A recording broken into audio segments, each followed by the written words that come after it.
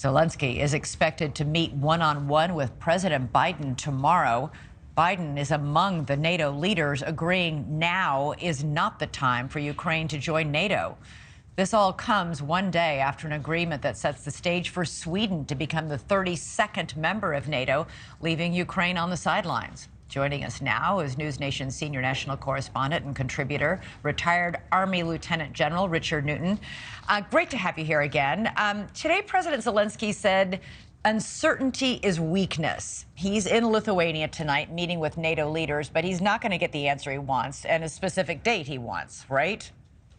He's not. In fact, Ukraine has been, for the last, beyond 10 years, there's been, much discussion and now some agreement of providing a path for Ukraine to join NATO.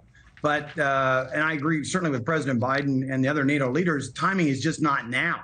Because if, Ukraine joined NATO, in effect, all of NATO would be at war with Russia. Right. It would automatically bring on Article 5, one for all for one.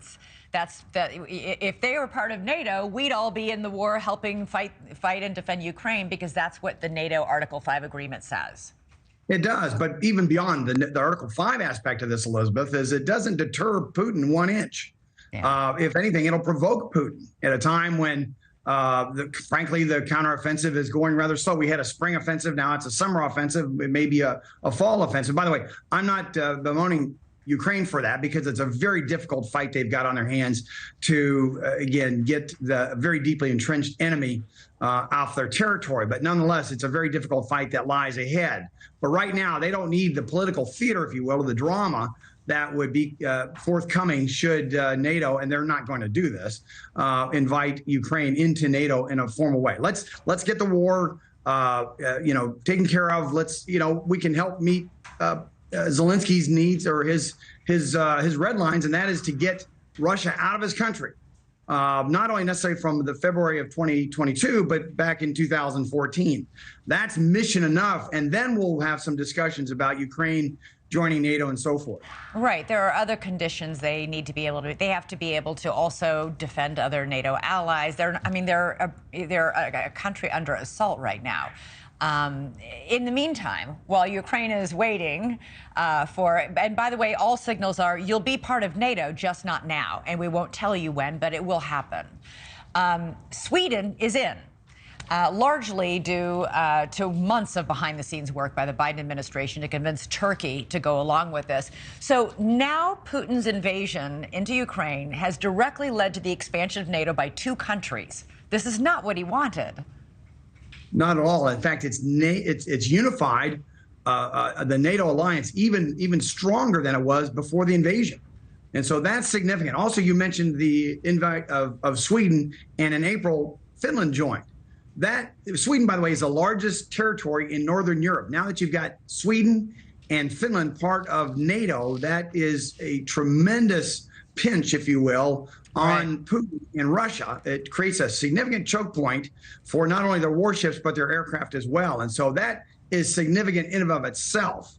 But nonetheless, the focus has to be on war fighting, continue to supply Ukraine with the ammunition, and I advocate also for Army tactical missile systems and F-16s and so forth, so that they can win this fight. But It's a long fight, and we're talking not within months, Elizabeth, we're talking well into 2024. Well, this brings up, you mentioned F-16s. 11 NATO countries are now banding together to train Ukrainian fighter pilots how to fly American-made F-16 fighter jets. But America has not yet agreed to give Ukraine those jets, despite intense lobbying from Ukraine. What's going on? Well, what we've done is as President Biden mentioned several months or so, or a couple of months or so ago, was to provide for the training. That's important. And that training is going on right now. And I believe what will come after, once we get those Ukrainian F-16 fighter pilots now operationally trained, I think you're going to see now the Biden administration will move forward with approving the sale or the lending of F-16 aircraft. May not necessarily be from U.S. inventory, but other NATO members' inventories as well. So I think I don't have any really deep insights into that, but that's what I predict, and we'll be talking about that here in a couple months. Yeah, because also learning how to fly an F-16 is not a small feat, even for fighter pilots trained on other jets. This is a big thing to get ready to do. All right. General Newton, always great to have you here. Thanks so much. Thank you for watching. Go to newsnationnow.com to find NewsNation on your television provider. And don't forget to click the red subscribe button below to get more of NewsNation's fact-driven, unbiased coverage.